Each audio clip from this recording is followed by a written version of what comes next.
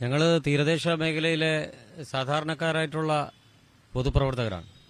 തീരദേശ മേഖലയെ സംബന്ധിച്ച് മുൻകാലങ്ങളിൽ അവിടെ ഈ തീരദേശ മേഖലയിൽ പ്രകൃതി ദുരന്തമായിട്ടുള്ള ഓഖി ദുരന്തങ്ങളൊക്കെ ഉണ്ടായ സമയത്ത് ഞങ്ങളെപ്പോലെയുള്ള സാധാരണക്കാരായ താഴെത്തട്ടിൽ പ്രവർത്തിക്കുന്ന സാധാരണക്കാരനോടൊപ്പം നമ്മുടെ ഇപ്പോഴത്തെ UDFന്റെ സ്ഥാനാർത്ഥി ശ്രീ NK പ്രേമചന്ദ്രൻ അദ്ദേഹമൊക്കെ കഴിഞ്ഞ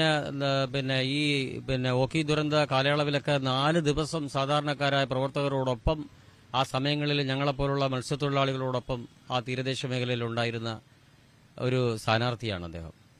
അതുപോലെ തന്നെ അദ്ദേഹം നടത്തിയിട്ടുള്ള വികസന പ്രവർത്തനങ്ങൾ, അതായത് നമ്മുടെ 4.5 പതിറ്റാണ്ട് കാലം മുടങ്ങിക്കിടന്ന ഇല്ലെങ്കിൽ മന്ദാഗതിയിൽ കിടന്നിട്ടുള്ള കൊല്ലം ബൈപ്പാസിന്റെ നവീകരണം അദ്ദേഹം നടത്തിയിട്ട പ്രവർത്തനങ്ങളിൽ മികവുറ്റാർന്ന ഒരു പ്രവർത്തനമാണത്.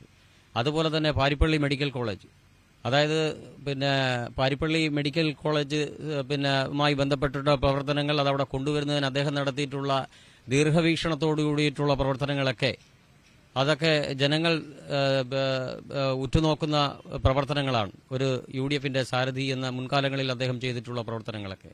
അതുപോലെ തന്നെ ഈ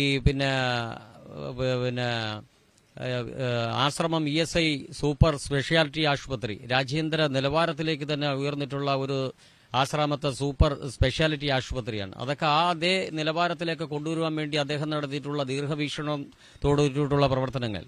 അതുപോലെ തന്നെ കഴിഞ്ഞ ദിവസം ഒരു 3-4 ദിവസങ്ങൾക്ക് മുമ്പ് പ്രകൃതി ക്ഷോഭമുണ്ടായിട്ടുള്ള ഈ വെടിക്കുന്ന് ഭാഗത്ത് കടൽ കയറിയിട്ടുള്ള ഭാഗങ്ങളിലൊക്കെ ആ സമയബന്ധിതമായിട്ട് തന്നെ അവിടുത്തെ ആളുകളുമായി അദ്ദേഹം, അവിടുത്തെ മത്സ്യത്തൊഴിലാളികളും കുടുംബാംഗങ്ങളുമായി ഒക്കെ അദ്ദേഹം നടത്തിയിട്ടുള്ള ചർച്ചകൾ, അതുപോലെ തന്നെ അവിടെ ആ സമയത്തൊക്കെ അപ്പോഴത്തന്നെ അദ്ദേഹം ഓടി വരികയാണ് ചെയ്യുന്നത്. അവരോടൊപ്പം എത്രയോ മണിക്കൂറുകൾ അവരുടെ സങ്കടത്തിലും അവരുടെ ദുഃഖത്തിലും ഒക്കെ പങ്കെടുത്തിട്ടുള്ള ഒരു മനുഷ്യൻ.